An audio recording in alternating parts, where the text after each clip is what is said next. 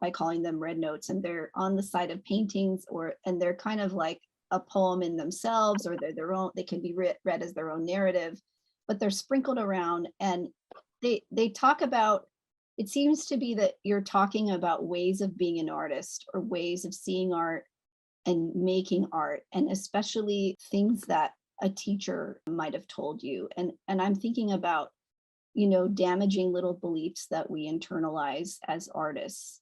And I think that's a lot of the work that you do in method writing, is you help people undo those knots creatively and psychically, so they can not believe the lies that people told them about art. Can you speak to that in the book and in your life, and your practice as an artist and as a teaching artist?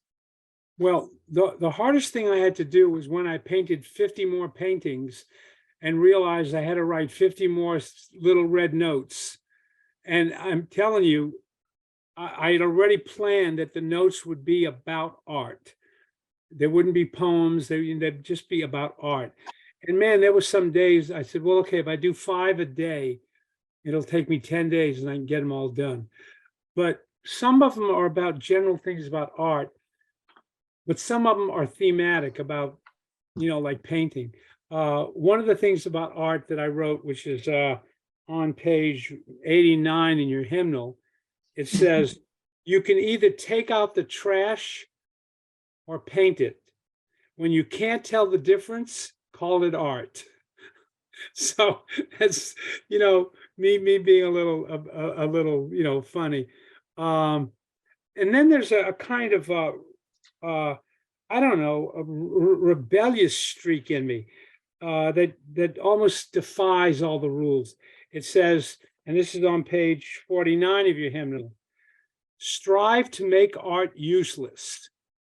One of the things I really, and I do it too, okay? I'm guilty of it, all right? I confess. We need a painting to go over the sofa. You're looking for a color scheme, or you're looking for something that will fit over the sofa.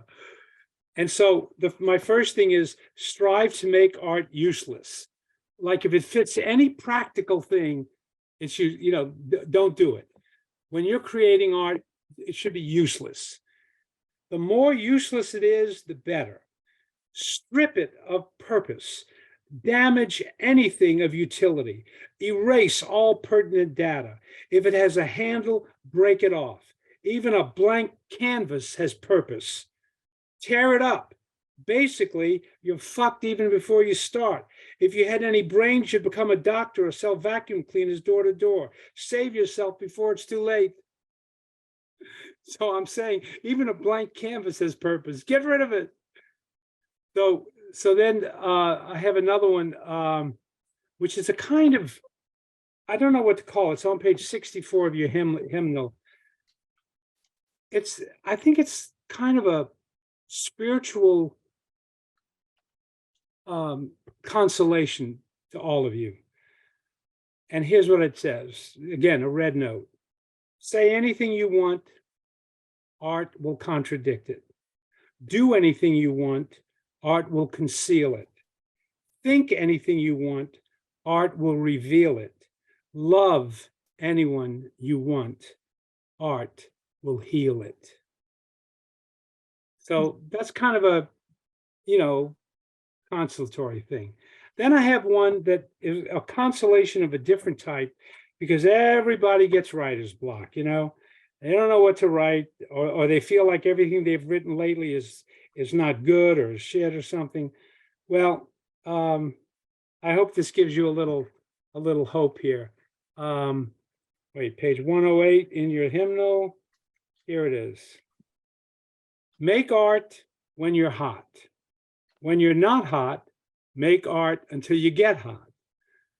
So it says, if you want to get hot because you've not been hot, make art, even if it's shitty. The way to get hot is to make more art. And then there's the last thing. Well, there's a few more, but I'm only going to do one more. On page 144 of your hymnal, I'm reminding all of you, don't have such chutzpah Chutzpah is an Irish word which means nerve. You know, like, oh, you have some nerve coming here after you divorced your wife. And, chutzpah is like, who do you think you are? This one is kind of a,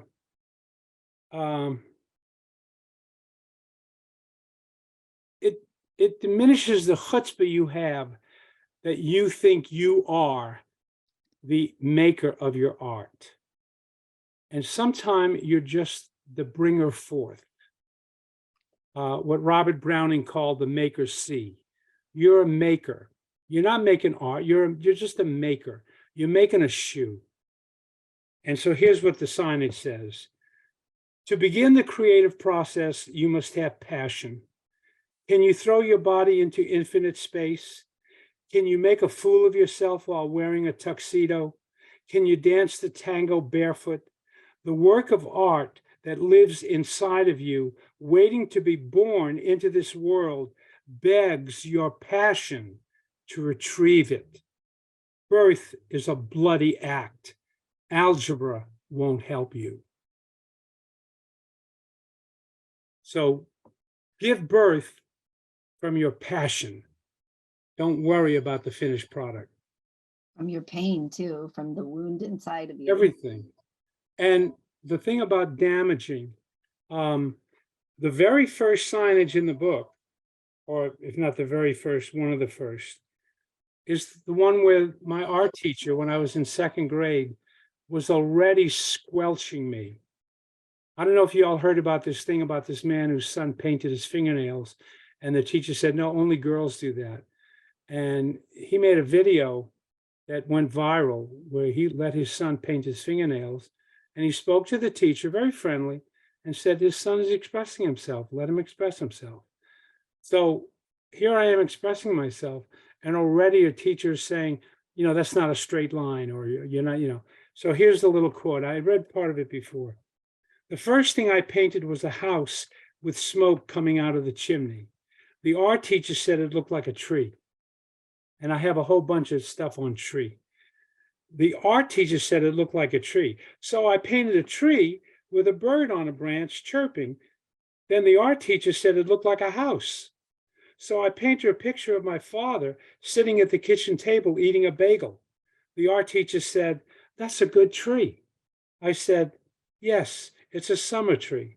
In the fall, all the leaves will be gone. So she keeps telling me that I have to paint what I'm painting. There have to be a tree. So then on page 155, and by the way, I'm only doing a couple of these, but there's a whole bunch of them throughout the book, the theme of the tree. On page 155, I have a picture.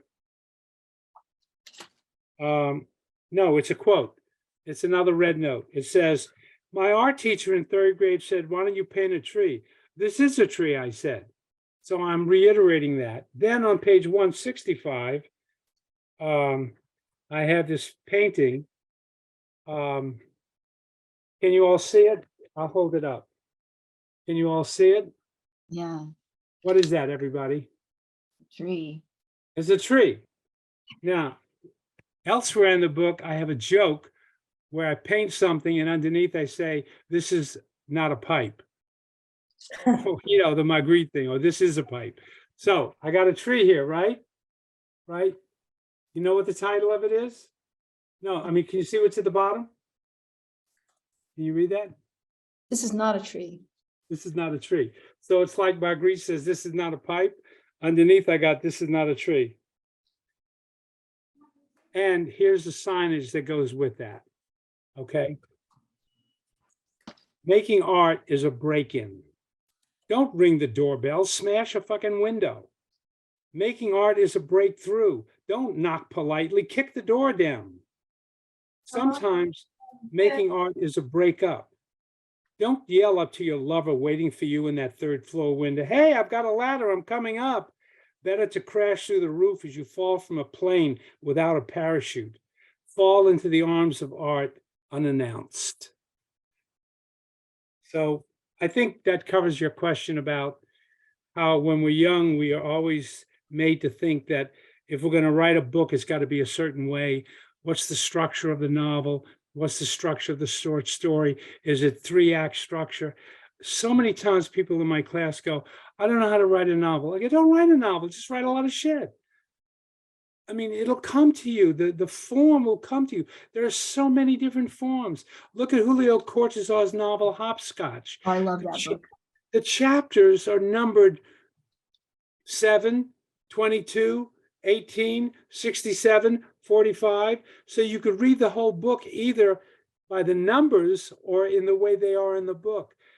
There is no structure to a novel. All of you think you've got to have some kind of structure. All that is your teachers telling you, why don't you paint a tree? And you go, well, this is a tree. You go, oh, paint a house. No, this is a tree. Oh, you can't do that. So I worry how so many of you worry about, does it conform to what a novel should be? Does it conform to what a memoir should be? Is this a short story, or what, is this a poem? Are you allowed to say this in a poem? Can you do this in a poem? Yeah, I had That's your 4th grade teacher telling you what you're allowed to do. this man And who your had a poem. parents telling you you're not allowed to be sad. And it's Right. your friends worrying about your mental health. Right. This is But- why